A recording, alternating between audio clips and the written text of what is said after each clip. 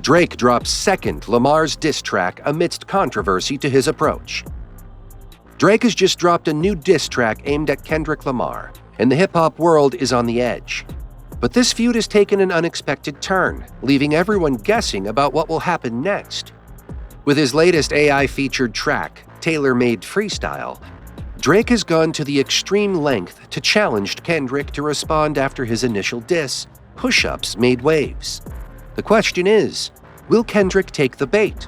All eyes are on him as we explore the drama and speculate on the future of this high-profile beef.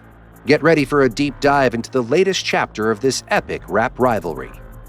The wave caused by Made Freestyle echo through the music industry, not just because of the hefty lyrics or the target of the diss, Kendrick Lamar, but for the unexpected use of AI versions of Tupac and Snoop Dogg. The track, which is a direct response to Kendrick's Like That diss, sees Drake using the AI versions of the two hip-hop legends to belittle Kendrick.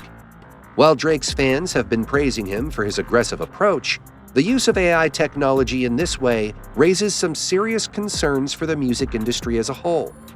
The use of AI voices in music is not a new phenomenon, but the way Drake has used them in this instance is certainly unprecedented.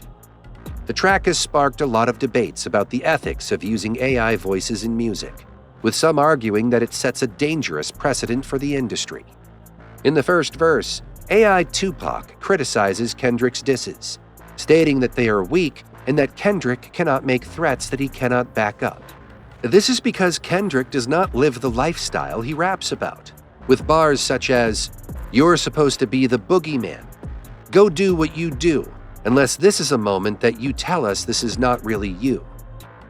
As AI Tupac urges Kendrick to retaliate and attack Drake using well-known diss tactics, it puts pressure on Kendrick's ability to counter effectively. This unexpected twist in the diss track could potentially disrupt Kendrick's offensive strategy, forcing him to rethink his approach and respond in a manner that matches the intensity of Drake's tactics. Drake's use of AI Tupac's words is a calculated and diabolical move to call Kendrick's bluff. After an entire week of using social media to taunt Kendrick and failing to elicit a response, Drake has taken a more strategic approach to provoke Kendrick. By using AI Tupac to criticize Kendrick's disses, Drake is attempting to expose Kendrick's weaknesses and force him to respond and engages in a strategic battle of words and influence. Tupac, revered as the godfather of West Coast hip-hop, holds immense influence over Kendrick's career, with his words even featured on Kendrick's album To Pimp a Butterfly. The inclusion of AI Tupac directly addressing Kendrick adds a new layer of complexity to the beef. By using the iconic figure of Tupac to communicate with Kendrick, Drake not only trolls Kendrick, but also demonstrates his willingness to push boundaries in this ongoing feud. In the second verse of Made Freestyle, AI Snoop Dogg, crafted by Drake's pen, takes center stage to further criticize Kendrick. Speaking from the perspective of one of Kendrick's biggest mentors on the West Coast, AI Snoop also expressed disappointment in Kendrick's lack of response to Drake's provocations. Drake saves a special spot for himself in the third and final verse, as he continues to come at Kendrick with full force. He boasts about the quick turnaround time for his initial diss track, Push-Ups, claiming that it only took him less than 2 hours to write, and then states that his next diss track will make Kendrick look like a coward. These are lines that not only showcase Drake's confidence in his ability to craft a diss track fast, but also has the potential to impact Kendrick's reputation in the hip-hop community. But indeed, this challenge to Kendrick's credibility and capability serves as a call to action, urging Kendrick to respond and defend his reputation and position in the ongoing feud. Next, Drake hypes up Taylor Swift, dubbing her the biggest gangster in the music business, which adds a playful touch to the intense atmosphere of the diss track. However, the real bombshell comes when Drake attempts to paint Kendrick as a pawn of the corporate music industry, an audacious claim to say the least. By casting Kendrick as a mere puppet of the industry, Drake seeks to diminish his credibility and portray himself as the independent, authentic voice in the ongoing feud. Beneath the surface, however, lies a more intricate game of psychological warfare. Drake's aim isn't just to discredit Kendrick, it's to manipulate him. Each line seems strategically crafted to goad Kendrick into delivering a response and engaging on Drake's term, thus undermining Kendrick's perceived power and influence. By attempting to paint Kendrick as desperate or subservient, Drake hopes to provoke a response that aligns with his narrative of dominance. But amidst all the verbal jousting and strategic maneuvering, there's an underlying recognition of Taylor Swift's looming presence in the music industry. With her new album poised to shatter records and dominate the charts, Drake sees an opportunity to shield himself from potential fallout. Being that Kendrick's response also has the potential to rock the hip-hop world, but the mainstream appeal of Swift's album can overshadow it and serve as a protective barrier for Drake.